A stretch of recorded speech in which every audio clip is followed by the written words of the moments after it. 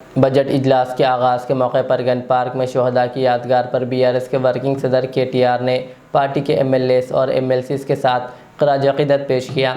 इस मौके पर बीआरएस कायदीन ने तेलंगाना तहरीक के शोहदा को याद करते हुए फूल चढ़ाए।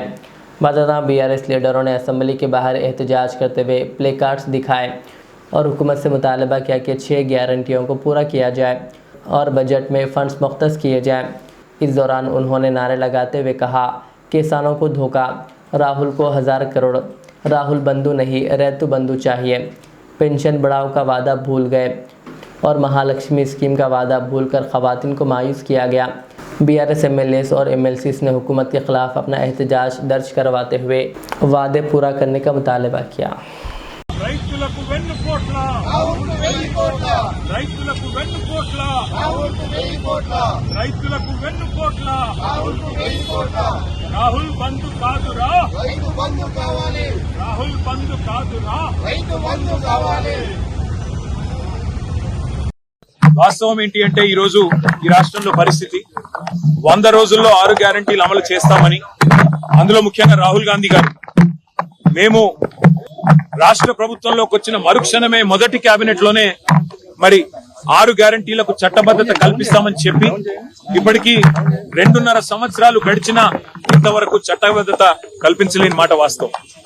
మొట్టమొదటి గవర్నర్ ప్రసంగంలోనే ఆనాడే రాష్ట్ర ప్రభుత్వం చెప్పింది, ముఖ్యమంత్రి గారు సంతకం పెట్టారు, ఇంకా అప్పుడు తమిళిసై సౌందరరాజన్ గారు గవర్నర్ గా ఉన్నారు, వారి నోటంబడి చెప్పించారు రాష్ట్ర ప్రభుత్వం వెంటనే చట్టబద్ధత కల్పిస్తదని చెప్పి వారు ఆనాడు చెప్పినప్పటికీ ఇప్పటికి 2.5 సంవత్సరాలు ఇది 3వ గవర్నర్ ప్రసంగం, ఇంతవరకు 6 గ్యారంటీలకు చట్టబద్ధత లేదు। అట్లాగే విచిత్రమైన విషయం, ఇవాళ పంటలు నాట్లేసేటప్పుడు నిజానికి కేసీఆర్ గారి టైంలో రైతు బంధు పడేది, కానీ వాళ్ళ పంటలు కోతలకు వచ్చినా రైతు బంధు దిక్కులేదు। ఇంతవరకు రాష్ట్ర ప్రభుత్వం నుంచి ఒక స్పష్టత, ఒక సమాధానం లేదు।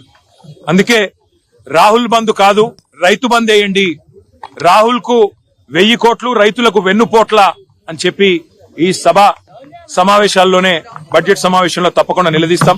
అట్లాగే అన్ని వర్గాలకు హామీలు ఇచ్చి మోసం చేసిన ప్రభుత్వం ఇది।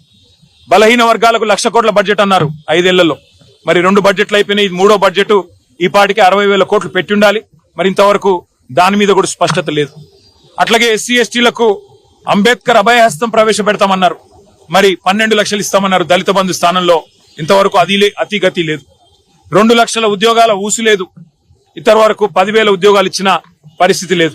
అట్లాగే ఇక 6 గ్యారంటీలకైతే మంగళం బాడినట్టే కనబడుతున్నది, మరి మహిళలు ఎదురు చూస్తున్నారు రాష్ట్ర వ్యాప్తంగా 2,500 100 రోజుల్లో ఇస్తామన్నారు, ఎప్పటి నుంచి ఇస్తారని। ముసలి వాళ్ళు ఎదురు చూస్తున్నారు, పెద్ద మనుషులు 4,000 పెన్షన్లు ఎప్పటి నుంచి వస్తాయని। రైతులు రైతు భరోసా కోసం, రైతు బంధు కోసం ఎదురు చూస్తా ఉన్నారు, రైతు కూలీలు నెలకిస్తానన్న 1000 రూపాయల కోసం ఎదురు చూస్తా ఉన్నారు, ఆటో అన్నలు ఎదురు చూస్తా ఉన్నారు 1000 రూపాయల కోసం। ఈ అన్ని విషయాల్లో ముఖ్యంగా తెలంగాణ విద్యార్థులు 10,000 కోట్లు ఫీజు రీయింబర్స్మెంట్ బకాయిలు ఏదైతే గవర్నమెంట్ చెల్లించాలో వాటి విషయంలో కూడా మొత్తం విద్యార్థులు వారి తల్లిదండ్రులు ఎదురు చూస్తా ఉన్నారు।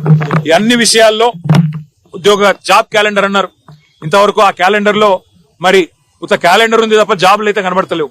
ఈ అన్ని విషయాల్లో తప్పకుండా ప్రభుత్వాన్ని శాసనసభ సమావేశాల్లో నిలదీస్తాం, నిగదీస్తాం, ఎక్కడ పోతున్నాయి డబ్బులని అడుగుతాం।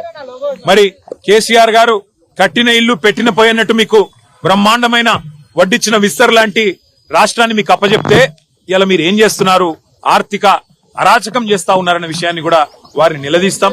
రిటైర్డ్ ఎంప్లాయీస్ కనీసం బెనిఫిట్స్ ఇవ్వలేని దుస్థితిలో ఈ రాష్ట్ర ప్రభుత్వం ఇవాళ రాష్ట్రం ఉన్నది అంటే దానికి కారణం ఖచ్చితంగా ఫైనాన్షియల్ మిస్మేనేజ్మెంట్, తెలంగాణను ఒక ఏటీఎం గా మార్చి ఏఐసిసికి సమర్పించుకునే దాని మీద ఉన్న శ్రద్ధ ఈ రాష్ట్రంలోని పేదల మీద లేదు అనేది తప్పకుండా రాష్ట్రంలోని ప్రతి పేదవాడి తరపున ఈ ప్రభుత్వాన్ని నిగదీస్తాం, నిలదీస్తాం।